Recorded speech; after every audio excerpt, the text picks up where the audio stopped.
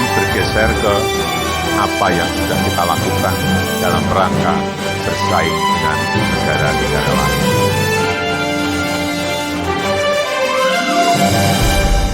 Fondasi dalam kita bersaing dengan negara-negara lain harus mulai kita tata dan kita bangun.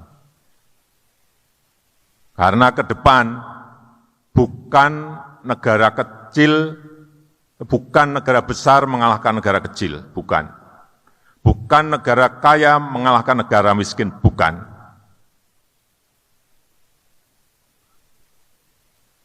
Pertarungannya adalah, kompetisinya adalah negara cepat itu akan mengalahkan negara yang lambat. Dan untuk cepat itu dibutuhkan fondasi-fondasi. Inilah yang sedang kita kerjakan. Satu, infrastruktur.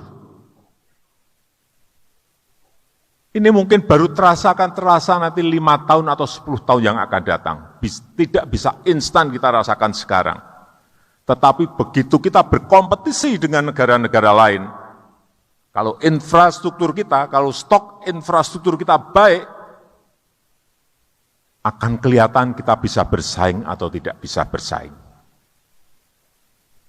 Dalam 7 tahun ini telah tambah 2.042 km jalan tol, 5.500 jalan non-tol, bandara baru 16, pelabuhan baru 18, bendungan baru 38, irigasi 1,1 juta hektar. Inilah fondasi kita untuk nanti berkompetisi dengan negara-negara lain. Mungkin tidak bisa kita rasakan instan sekarang. Dan nanti efeknya akan ke APBN.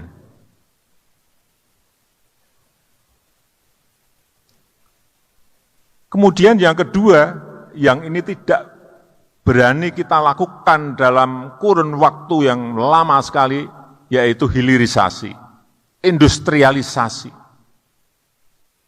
Kita sejak zaman VOC ekspornya bahan mentah. Bahan mentah, memang itu paling enak. Batu bara, keruk, langsung kirim bahan mentah. Nikel, keruk, kirim bahan mentah. Tembaga, keruk, freeport, kirim bahan mentah. Bertahun-tahun kita menikmati itu.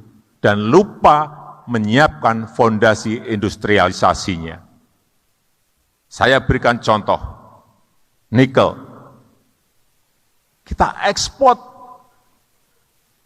bertahun-tahun, nilainya saya ingat 2014 itu 1,1 billion US dollar, kira-kira 15-an triliun per tahun ekspor bahan mentah. Begitu kita stop, 2017 stop nikel, ekspor di 2021 mencapai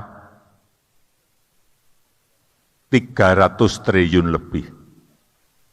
Dari 15 triliun melompat menjadi 300 triliun. Itu baru satu komoditi. Tapi kita digugat di WTO oleh Uni Eropa.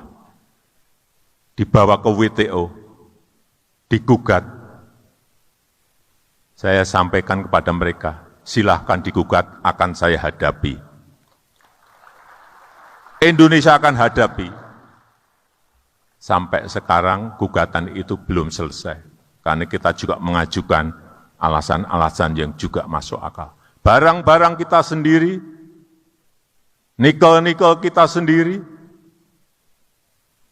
Kenapa Uni Eropa ramai dan menggugat? Karena industri baja mereka menjadi tidak ada yang memasok bahan bakunya. Industrinya beralih ke Indonesia. Apa yang kita dapatkan kalau kita melakukan industrialisasi? Pertama, pajak kepada pemerintah akan melompat. Dari tadi yang 15 triliun, pajaknya hanya dapat berapa? 300 triliun, pajaknya dapat lipat berapa? Lipat 20 kali. Lapangan kerja juga ada di Indonesia, bukan ada di Uni Eropa. Membuka lapangan pekerjaan yang sangat banyak. Inilah yang lama tidak kita pikirkan dan kita tidak berani men-stop. Setelah nikel ini, meskipun belum merampung di WTO, akan kita stop lagi. Tahun ini mungkin timah atau boksit, stop. Kerjakan oleh BUMN, bekerja sama dengan swasta. Kalau BUMN sama swasta belum siap teknologinya, ngambil partner, enggak apa-apa. Partner asing untuk transfer teknologi, enggak apa-apa. Kenapa kita alergi? Tapi pabrik industrinya ada di dalam negeri. Dulu Freeport, bertahun-tahun saya perintah untuk membuat smelter saja, untuk industrialisasi smelter saja. Enggak pernah didengerin. Tapi begitu Freeport, sekarang 51% menjadi miliknya BUMN, menjadi milik kita. Tahun lalu smelter langsung saya perintah, langsung dibangun. Karena sudah milik kita sendiri, mayoritas milik kita. Langsung dibangun di Gresik.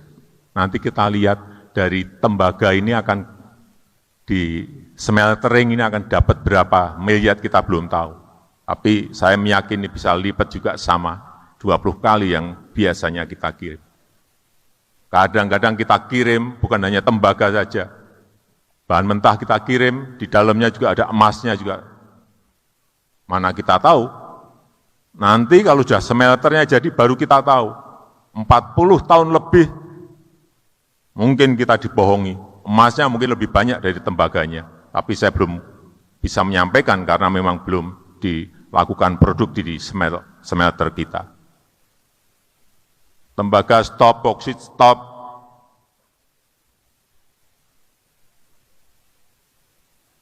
Inilah nanti yang akan berkontribusi kepada pertumbuhan ekonomi kita dan berkontribusi membuka lapangan kerja yang sebanyak-banyaknya. Kemudian yang ketiga, yang penting untuk yang kecil-kecil, digitalisasi.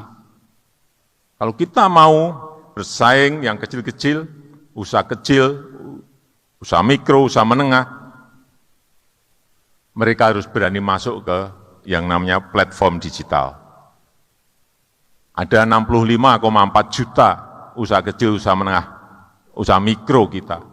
Dan itu memberikan kontribusi kepada PDB kita, pada pertumbuhan kita, pertumbuhan ekonomi kita 61%. Jangan lupakan mereka yang kecil-kecil ini. Sebab itu kita terus mendorong mereka untuk masuk kepada ekosistem digital. Ini nanti yang akan menjadi fondasi kuat ekonomi Indonesia. Usaha mikro, usaha kecil, usaha menengah. Bukan yang gede-gede. Dan saya meyakini nanti di tahun 2030, kalau sekarang PDB, GDP ekonomi kita berada di nomor 15, tahun 2030, insya Allah kita sudah berada di urutan yang ke-7 dunia.